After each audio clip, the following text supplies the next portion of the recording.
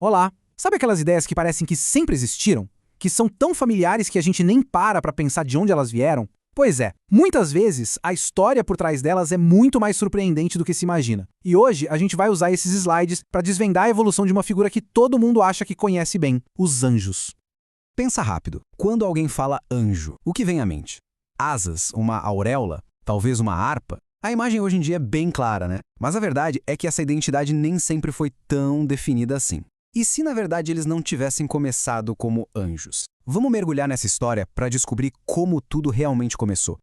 Para a gente entender essa história, a gente precisa voltar bastante no tempo. Vamos para uma época em que as fronteiras entre os seres divinos eram, digamos, bem mais flexíveis. E a identidade dessas figuras era, na melhor das hipóteses, bem nebulosa. É isso mesmo. Nas culturas antigas do Oriente Próximo, e isso inclui o Israel primitivo, o mundo divino era um lugar, bem, movimentado. Não tinha essa caixinha separada para anjos. Os papéis e as identidades se misturavam. A linha que separava um Deus menor de um mensageiro dos céus era praticamente invisível.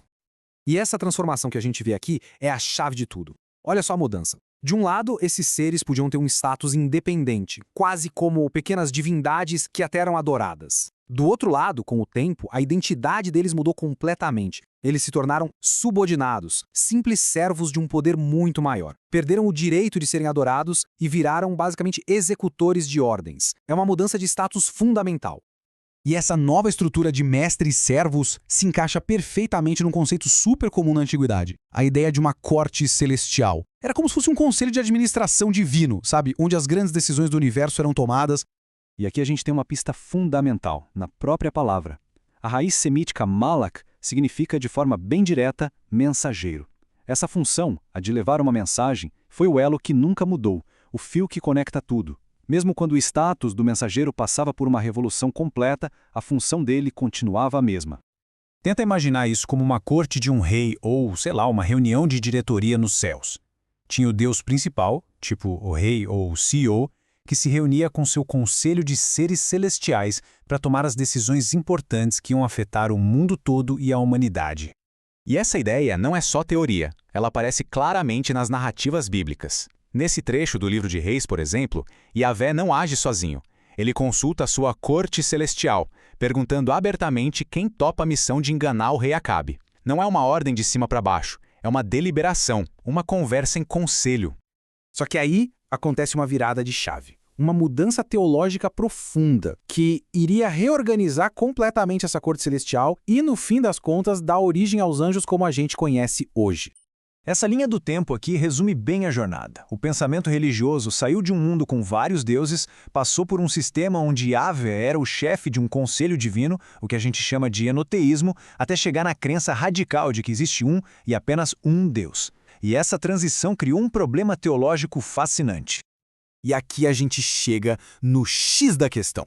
Se a nova regra é que só existe uma única divindade, o que fazer com todos aqueles outros seres que antes eram vistos como deuses menores? Eles não podiam simplesmente sumir das histórias e da fé do povo. Era preciso encontrar uma solução. E a solução encontrada para esse dilema foi, do ponto de vista teológico, simplesmente genial, porque ela conseguiu preservar essas figuras do passado e, ao mesmo tempo, reforçar a nova ideia radical de um Deus único. A solução foi, basicamente, um processo em 3 etapas. Primeiro, o problema, a existência de vários seres divinos. Segundo, a restrição, a nova crença inabalável em um único Deus. E a solução, uma reclassificação muito inteligente. Esses seres não foram apagados, eles foram realocados na nova hierarquia do céu. O que aconteceu na prática foi uma espécie de reorganização celestial. Eles foram rebaixados, perderam o status de divindade, mas mantiveram seus empregos como mensageiros e ajudantes. A função continuou a mesma, mas o status mudou para sempre, se encaixando perfeitamente na nova teologia monoteísta. Então, para a gente amarrar tudo, o que a gente viu aqui foi uma adaptação teológica brilhante. A função de mensageiro sempre existiu, mas o status de quem entregava a mensagem foi totalmente transformado para se alinhar a uma nova visão de Deus. E essa hierarquia bem definida virou o padrão como a gente vê claramente em textos que vieram depois. E isso tudo deixa a gente com um pensamento final. A história dos anjos mostra que até as ideias que parecem mais sagradas e imutáveis podem, na verdade, evoluir de forma drástica. E isso faz a gente se perguntar quais das nossas certezas de hoje vão ser vistas como apenas uma fase, uma etapa na evolução do pensamento daqui a 1000 anos. É uma pergunta, entanto, para se refletir, não é?